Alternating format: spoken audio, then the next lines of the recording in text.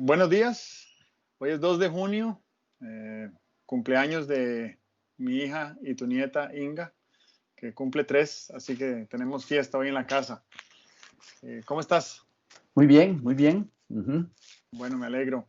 Quería que conversáramos hoy un poco acerca de un tema que tocaste en tu artículo el lunes 1 de junio en tu página web alvarocedeno.com, que me parece que es muy pertinente y no se le ha prestado la atención que deberíamos, y es el tema de, en presencia de la crisis fiscal y de la situación sanitaria y la crisis económica, cómo vamos a lidiar con el subsidio estatal a las universidades públicas. Yo no sé si esa es la pregunta correcta o cómo la plantearías de otra manera. Bueno, eh, vamos a ver el FES, lo que se llama el FES, que es un acuerdo que se acuñó hace varios años, varios quinquenios, para hacer un protocolo sobre cómo se discute entre las universidades y el gobierno ese subsidio. A mí me parece que el FES es un buen acuerdo, es como un preacuerdo permanente.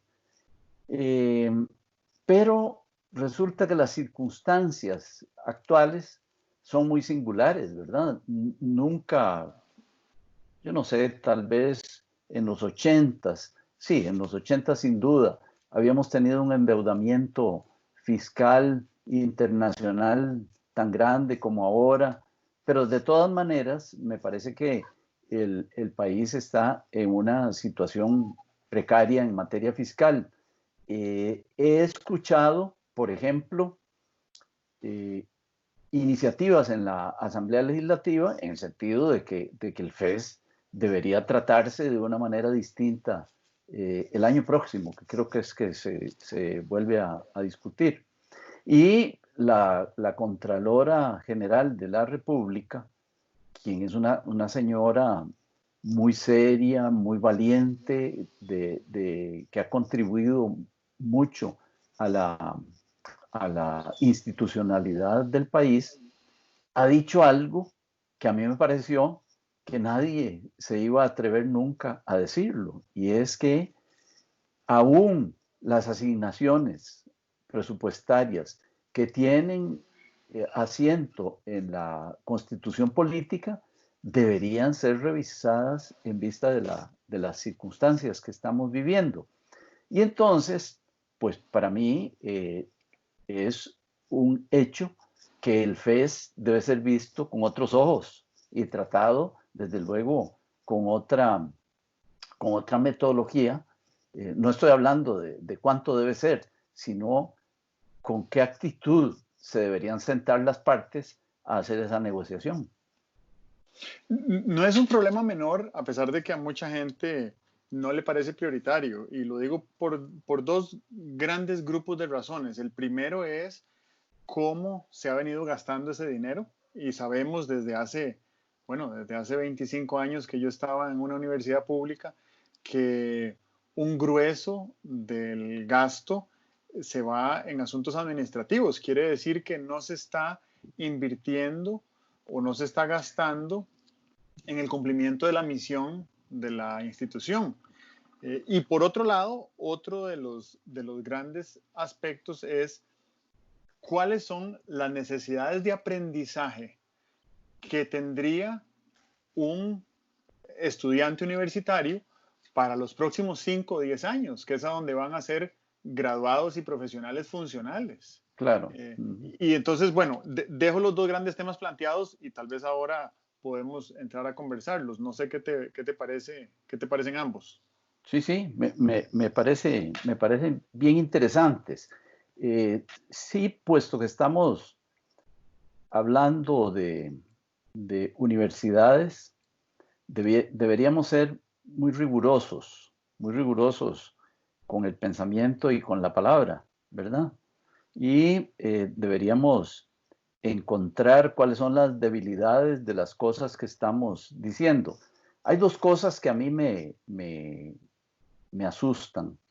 Una de las cosas que me asusta es la de decir, tú no lo has dicho, la de decir que las universidades deberían tener un impacto que se tradujera en desarrollo económico, y en ese sentido, tal es la evolución de las formas futuras de producción, nosotros vamos a tener que repensar qué es lo que queremos enseñarle a los estudiantes, ¿verdad?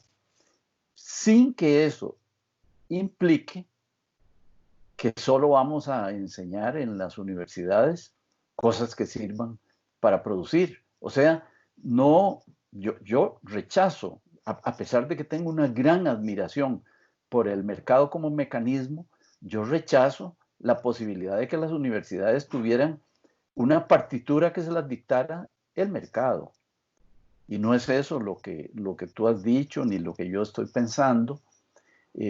Tenemos que rescatar una enseñanza universitaria que sea a la vez utilitaria y humanista.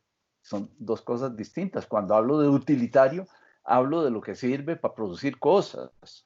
Y cuando hablo de humanismo, estoy hablando de fines que tiene la universidad, que deben ser de altísimo valor para la sociedad. Por ejemplo, la universidad, te voy a preguntar, yo no sé si los universitarios sienten o no sienten ese objetivo, si sienten esa obligación, pero la universidad tiene que transmitir la cultura. ¿En qué sentido? No estoy hablando de bellas artes solamente. Estoy hablando de cómo hacemos para mostrarle a las nuevas generaciones qué es lo que ha hecho a la humanidad o a la sociedad costarricense ser exitosas en lo que son exitosas. Eso es lo que se llama transmitir la cultura. Por ejemplo, me parece que la universidad debe transmitir el valor del Estado de Derecho, y no lo debe hacer solo en la escuela de Derecho. Todos los universitarios deberían salir con una noción, con una disposición a matricularse en la defensa del Estado de Derecho. ¿Por qué? Porque el Estado de Derecho nos ha garantizado el éxito que hemos tenido como sociedad, y nos lo seguirá garantizando, ¿verdad? Bueno, eso es lo que llamo la transmisión de la... ¿Cuál es, por ejemplo, cuáles son las instituciones costarricenses que nos han llevado hasta donde estamos? Las instituciones que nos han dado bienestar, que nos dan sostenibilidad como sociedad, ¿verdad? Y cuando hablo de instituciones, no estoy hablando de creaciones jurídicas, como decir, bueno, el ICE, la Caja de Seguro Social. No, no. Y son reglas de juego que las sociedades crean para sí mismas. Entonces, puesto de otra manera, la universidad debe transmitirle a sus graduados, a sus estudiantes y a toda la sociedad cuál es el valor de esas reglas de juego que nos han permitido llegar a donde estamos. Pero de que la universidad dar las capacidades productivas a aquellas profesiones que están dirigidas a la productividad, administración de empresas, las ingenierías, la educación. A mí me parece que la educación está llamada a la productividad. En todas esas carreras, la universidad debe remozarse y entregar a sus estudiantes y a sus graduados las herramientas para ser exitosos contribuyentes a esa producción, física o no física. ¿Verdad? Eso es la idea.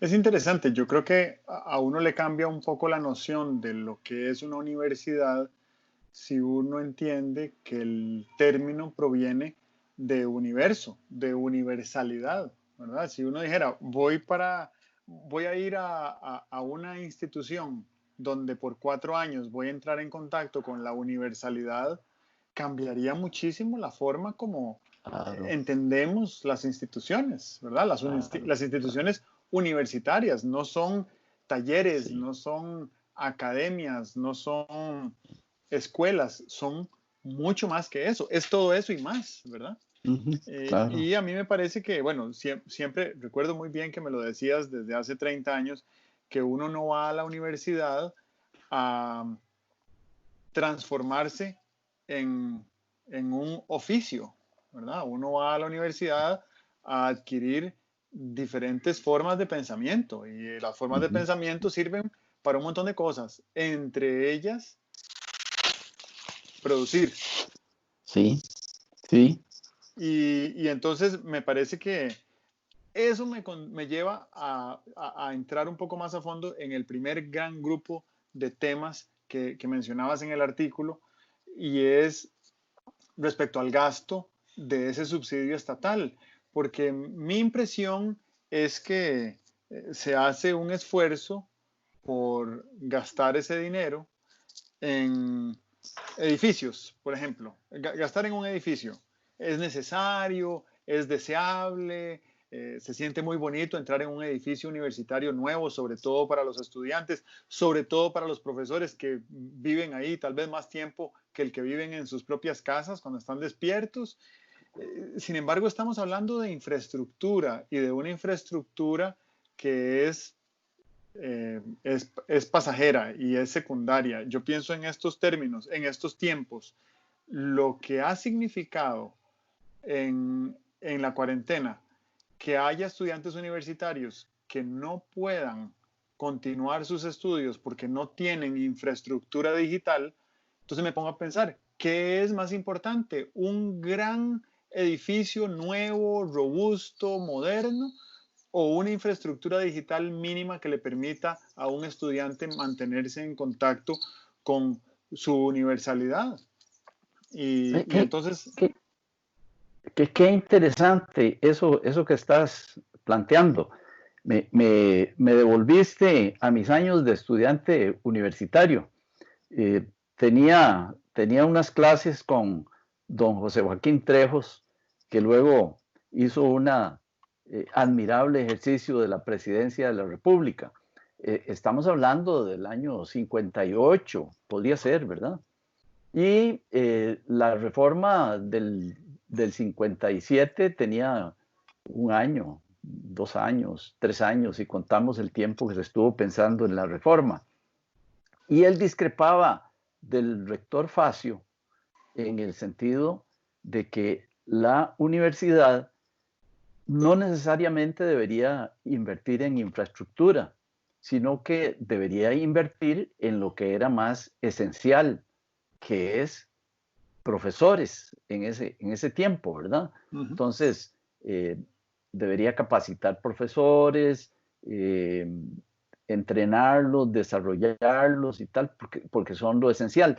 Y decía, recuerdo que decía, eh, si tuviéramos una excelente facultad, un excelente conjunto de profesores, los estudiantes vendrían a escucharlos, aunque fuera en la plaza de San Pedro, ¿verdad? Y eso es absolutamente cierto. Ahora tú planteas algo bien interesante. La infraestructura universitaria, ¿dónde debe estar? Y en estos tiempos, ¿verdad? Con tal desarrollo de las tecnologías de información y comunicación, pues la tecnología universitaria debería estar en una excelente red, en una excelente capacidad de conectividad, ¿verdad? No lo había pensado de esa manera, pero tienes razón. Y eso tendría una doble implicación o quizás múltiple, pero en realidad veo fundamentalmente dos. La primera es hacer más ágil la educación virtual. Y si estuviéramos hablando en diciembre del 2019, te hubiera dicho que la educación virtual era una industria global valorada en $1.000 millones. En $1.000 millones diarios. Ese es el volumen que tenía en diciembre pasado la educación virtual, ¿verdad? Una industria que estaba valorada en más de $300.000 millones al año por la cantidad de gente que estaba interesada en pagar unos dólares, porque tampoco son muchos, por aprender algún concepto. Y ahí hay dos factores que convergen. El primero es los costos tan bajos que tiene la educación virtual. Y por otro, el hecho de que el que está aprendiendo se convierte 100% en el protagonista de su aprendizaje. Que bueno, eso creo que si nos devolviéramos 500 años seguiría siendo cierto. Yo puedo agarrar un libro, cualquiera que sea, y el libro no me va a enseñar nada. Sí. Soy yo el que tiene que aprender. Entonces yo siempre he sido el protagonista. Y esto nos está quedando mucho más claro con la educación virtual. Pero si además agregamos el factor crítico de la cuarentena que nos obliga a quedarnos en la casa, entonces nos damos cuenta de que probablemente en esta pandemia ha habido una ruptura entre lo que consideramos educación esencial y lo que consideramos educación hecha a la medida. ¿A la medida de quién? De cada uno. Y yo escojo. A mí siempre me resultaba admirable saber cómo funcionaba la Universidad Noruega, donde todos los estudiantes que entraban a primer ingreso, a lo que entraban era estudiar 3 años de cursos de lo que les interesara. Podían llevar un curso de ingeniería, un curso de medicina, un curso de ciencias políticas, un curso de antropología, y al final de esos 3 años había cumplido con una cierta cantidad de créditos que le daba acceso a estudiar una maestría de 2 años y especializarse en algo, ¿verdad? Obviamente eso es diferente para los que estudian odontología y medicina y farmacia y esas carreras que son como muy, muy precisas en el quehacer de sus graduados. Pero entonces yo siento que esto también, la universidad virtual, la universalidad virtual, lo que da es una avenida para generar emprendimientos en torno a la educación dentro de una economía digital. O sea, que lo que requiere es una infraestructura digital. Ahí hay un tema bien interesante y es que en esta pandemia y antes de la pandemia veníamos viendo el valor inmenso de la educación virtual, porque abarata mucho la distribución de contenidos, porque se ajusta al ritmo del estudiante, porque hace una cosa muy, muy valiosa que hace, por ejemplo, la UNED de Costa Rica. Yo fui miembro del Consejo Universitario de la UNED y una de las cosas que tuve bien claras es que la UNED estaba haciendo un cambio muy importante y es que los estudiantes de la UNED bastante son estudiantes de alta responsabilidad porque no tienen esa estructura que tiene el estudiante presencial. Voy a clases, tengo compañeros, tengo un horario, puedo preguntar, levantar la mano y preguntarle al profesor, etc. O sea que eran muchachos y muchachas que hacían un gran esfuerzo por gestionar su propio aprendizaje y eso es muy valioso. Bueno, eso es muy valioso de la educación virtual. Pero no nos olvidemos de que la educación virtual tiene un déficit y es que yo lo suelo decir de esta manera, la virtualidad es muy eficiente para transmitir contenidos, la virtualidad es muy eficiente para informar, pero tiene la tarea a cumplir de cómo formar, ¿verdad? Eso es algo que la virtualidad no ha resuelto. Y yo no quiero asegurarme, yo no quiero apresurarme a decir, y nunca lo resolverá, porque la formación es esencialmente presencial, ¿verdad? Es un rapport, es una comunicación casi espiritual, ¿verdad? Tenía un amigo muy querido que decía que la importancia de una tutoría es poner una mente adulta en contacto con una mente juvenil. Pero contacto quiere decir, ahí nos juntamos a tomar café, nos juntamos a revisar el artículo que leímos, nos juntamos a ver si nos entendemos las explicaciones que estamos dando, ¿verdad? Eso cuesta mucho, o cuesta mucho. No está resuelto cómo hacerlo muy eficientemente de manera virtual.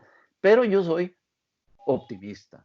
Hace 40 años, 40 o 50 años, Carl Rogers escribía sobre qué era la esencia de de la relación terapéutica. Y decía él que la esencia de la relación terapéutica es una comunicación eficaz, que el psicoanálisis o las otras terapias producen sus resultados no porque tengan trucos ocultos, sino simplemente porque encontrar a alguien que de manera sistemática te escuche de forma aceptante, eso te transforma, ¿verdad? Transforma al cliente, transforma al paciente, si algunos lo quieren llamar así. Bueno, creo que esa comunicación eficaz tiene que darse entre el que enseña y el que aprende para que haya esa transformación en ambos, por cierto. Entonces, Carl Rogers relataba por ahí en algún libro que había formas de darle al cliente esas, esa comunicación eficaz y dársela con una máquina, que una máquina podía, y era en los tiempos, desde luego, ni teníamos el término inteligencia artificial, eh, que había formas de irle dando respuestas a un cliente o a un paciente que le fueran dando le fueran creando el ambiente o la situación de que estaba siendo escuchado eficazmente. Bueno, hoy con la inteligencia artificial, el gran desafío, me imagino, para la virtualidad es que alguien invente cómo sustituir la calidez, la cercanía, el contenido humano de la relación estudiante-profesor. Y eso es una tarea que no tengo la menor duda de que la inteligencia artificial la va a resolver más pronto que tarde. A mí me ha llamado la atención desde hace varios años que la Universidad de Stanford en California eh, ha implementado muchas herramientas digitales para la formación de sus estudiantes. Por ejemplo, los estudiantes de medicina desde hace 8 años o más en Stanford utilizan realidad virtual para ver un holograma de un riñón. Entonces, con un casco de realidad virtual, pueden viajar adentro del riñón y conocer el riñón como no lo conoce nadie, ¿verdad? Y entonces aprender de un riñón con esas herramientas digitales es muy poderoso. Sí. Y entonces, cada estudiante tenía la responsabilidad de aprender lo que ellos denominan esa teoría tecnológica virtual por su cuenta y después venir al aula o al taller o al laboratorio a experimentar y a conocer, y a aprender de los demás, ¿verdad? A hacer un ejercicio de coaprendizaje, que creo que esa es una de las uno de los grandes faltantes o de áreas por mejorar que tiene la educación virtual, aunque existen en estos programas de MOOCs, ¿verdad? Donde hay múltiples estudiantes conectados remotamente, virtualmente, hay áreas donde se puede conversar y discutir, intercambiar tareas y puntos de vista. Yo creo que estamos encaminados en esa dirección. Y lo otro que quería apuntar en el otro gran grupo de temas, y creo que ya con este gran tema deberíamos de ir llegando al final de nuestra conversación, es qué es lo que necesita un estudiante universitario dentro de 5 o 10 años. Y a mí me parece que carece en la universalidad de conceptos que existen en la universidad, no existe algo intencional que provoque la conexión con nuestro espíritu emprendedor. Y a mí me parece que debería de existir algo como, yo me lo imagino como una membrana que es muy delgadita y que no estorba, pero que nutre al estudiante en su proceso de formación para que además esté en constante activación con las chispas que disparan el espíritu emprendedor. Eso es absolutamente cierto. Y hay que ser justo con las universidades que hacen esfuerzos por desarrollar el espíritu emprendedor. Eh, el Instituto Tecnológico, la Universidad de Costa Rica, que son los casos que conozco, tienen sus esfuerzos relacionados con espíritu emprendedor. Hace 30 años yo diseñé y operé una cátedra que se llamaba Innovación y Emprendimiento. Y era, bueno, se disponía de mucho menos conocimiento que el que tenemos ahora, de mucho menos fuentes, etcétera y tal. Pero sí, sí se han hecho esfuerzos en las universidades. Lo que me parece es que son esfuerzos como muy puntuales, ¿verdad? Tú de lo que estás hablando es de cómo cambiar un paradigma y es que si nos permiten hacer caricaturas, el paradigma es voy a la universidad, luego salgo y me encuentro un buen empleo. Y el paradigma debería ser voy a la universidad, luego salgo y puedo resolver algún gran problema. Y podría ser que esa fuera la ocupación de mi vida, resolver ese gran problema. Creo que la universidad no está diseñando sus actividades como para que los estudiantes salgan todos con la comezón de resolver un gran problema, sino que todavía priva el paradigma de voy ahí y salgo y me encuentro un buen empleo. Eso hay que cambiarlo, ¿verdad? Y debe ser muy difícil cambiarlo. Eh, pero esas son las cosas que creo que las universidades o un líder universitario revolucionario debería estar pensando en este momento.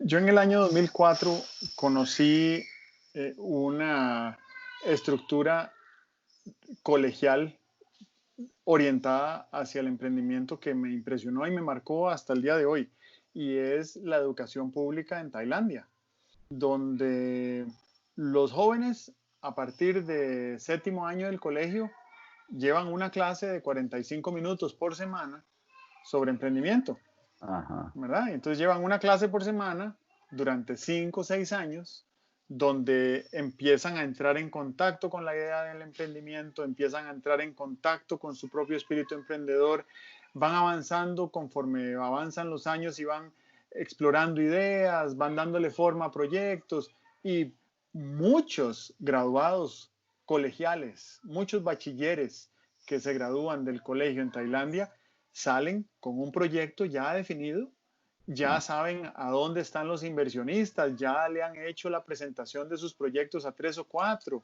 y muchos de ellos optan por no ir a la universidad porque ya son empresarios. Uh-huh. Algunos otros van a la universidad a aprender 3 o 4 cositas puntuales que necesitan para su negocio, contabilidad, mercadeo, qué sé yo, ¿verdad? Uh-huh. No es indispensable para ascender en la escalera socioeconómica de una nación como Tailandia, ir a la universidad.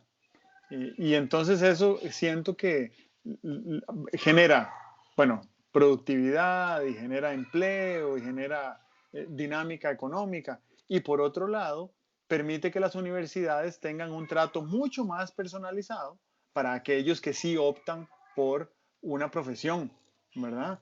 Entonces yo creo que eso es algo que hay que pensarse. No podemos pensar en la universidad como un capullo contenido en sí mismo, sino que es parte de un ecosistema, ¿verdad? Y ese ecosistema viene desde el colegio y de la escuela y desde el hogar y desde el barrio y va hacia, hacia la familia y el barrio y el mercado también, ¿verdad? Claro, claro. Entonces, yo creo que hay que ver también el factor transitorio, transitivo de la universidad.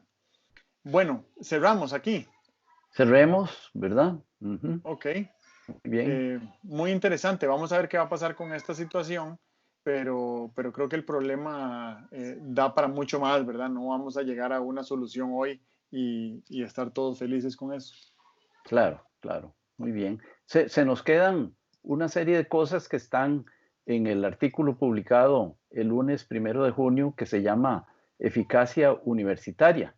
Desde luego no las podemos agotar en esta conversación y más bien introdujimos una serie de cosas nuevas, pero les recomiendo leer Eficacia Universitaria en la página web alvarocedeño.com.